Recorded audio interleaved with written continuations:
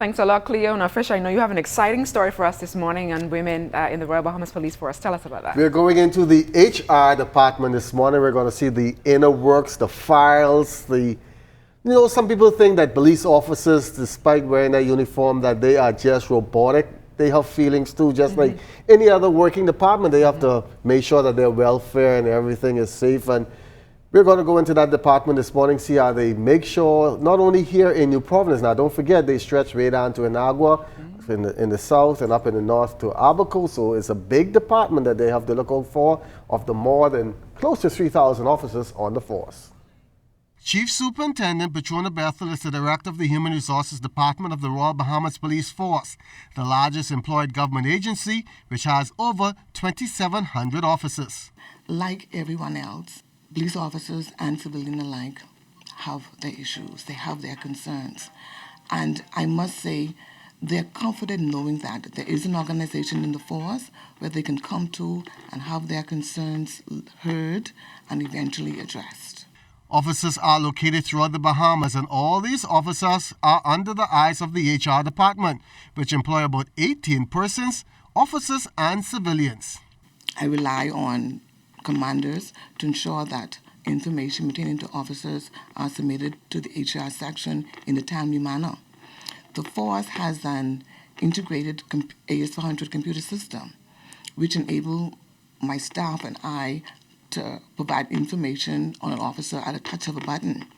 Now, even though we have an automated system, each officer, each member has a physical file which the Commissioner of Police or his senior executive leadership team can view at any given time, which means that those files has to be properly updated and properly managed. Now, to achieve this, I am joined by several competent civilian staff personnel. Also, there are several contracted officers that assist in the HR section. And these persons function in different areas, which they are accountable for on a daily basis. Right now, COVID-19 is affecting just about every section of society, and police officers are no different. No, there is still a fear, there is still concern whether or not I'm going to catch the COVID virus.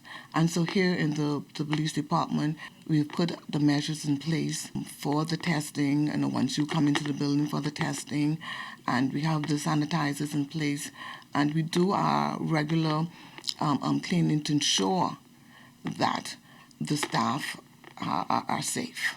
Around 2,700 officers on the force, close to 500 are females. To our female officers and females who may be contemplating joining the organization, that to never underestimate yourself just because you're a female. And history have shown that women are just as effective as our male counterparts in Royal Bahamas Police Force. Our roles may be different, but our commitment and dedication to duty is still the same. Coming up in our next story, we'll be speaking with Loretta Markey. She is in charge of all family islands. And I was just wondering, I noticed some of the females on the police force coming out of school. Did you ever have the mind to join the Royal Bahamas Police Force? Never. I just hope that I'm wondering now. I was just talking to you earlier about the fact that I'm wondering if they're hiring, but you don't seem to know if you could be a reservist, they can hire reservists. You got the long legs. You look like you could jump the fence. To protect myself, I'll do quite fine.